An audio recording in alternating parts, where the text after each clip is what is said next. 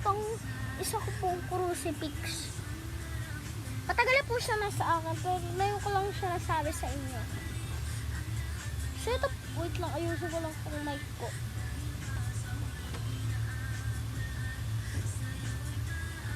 Yan, dapat dito siya. Lagyan natin dito sa aking damit. Ang hirap niya. Dapat dito siya sa kabila para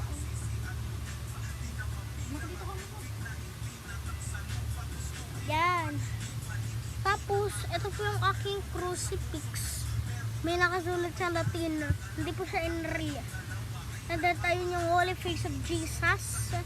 San Juan Bautista. And then, ito po si Ma'am Mary.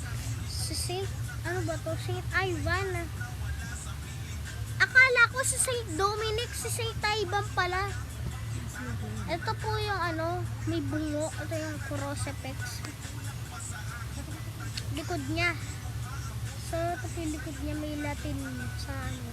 So, yun lang. Ito yung crucifix. A few moments later.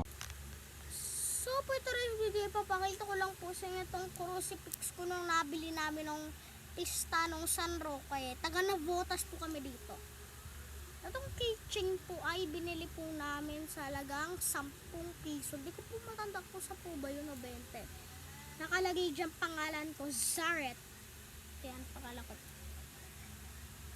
Nakamay kulit tayo. So, ito pong ano, crucifix ay ano, tawag dito ay parang di siya mahaba buhok, ano.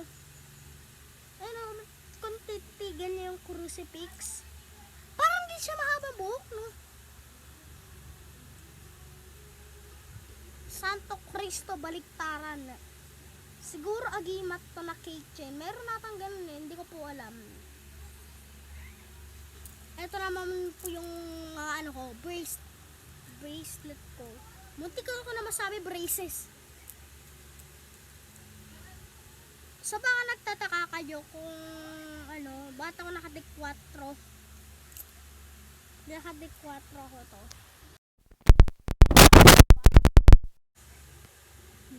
Kasi nasugatan ako. Aray mo. What the freak? Ito nasugatan ako. O ayan o, nasugatan ako. Ginapot lang namin. Wait lang. Napakita ko sa inyo. Ayan. Hindi nga po siya masyadong. Okay, so basta may sugat po ako.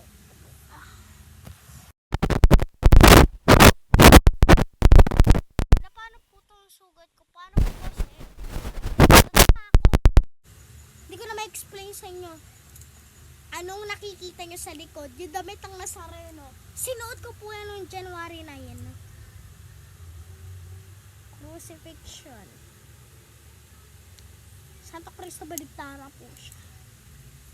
Pwede to sa mga bag, sa wallet, kung saan pwede, susi, yan pwede to sa inyo. Dito na nagtatapos yung ating YouTube channel. Palagi kayo magsusubscribe sa ating YouTube channel and like, share, and subscribe para palagi kayo updated. At mag-download na rin kayo ng aking video. Kahit ano pa ito, kahit short, video, kahit short pa yan, kahit ano pa yan, tawag dito, kahit mahaba, kahit live pa yan, tapos yung kahit post ko lang, kahit picture, tapos kahit ano ko pa yan, kahit basta, kahit vlog ko, kahit di naman Santo Collector, kasi hindi lahat bibidyoan ko baging Santo Collector, hindi lahat ng Santo ay bibidyoan ko. Meron din tayong ibang pagkakataon na mabidyoan ako. So yun lang, and thanks for watching, bye-bye. Sa mga nag-subscribe dyan, thank you.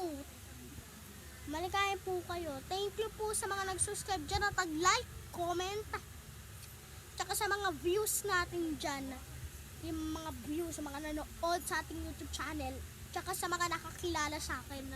So yun lang, and thanks for watching. Sana nagustuhan nyo itong channel na to, and then palagi kayo pagpalain ng Diyos. Thank you po. Bye.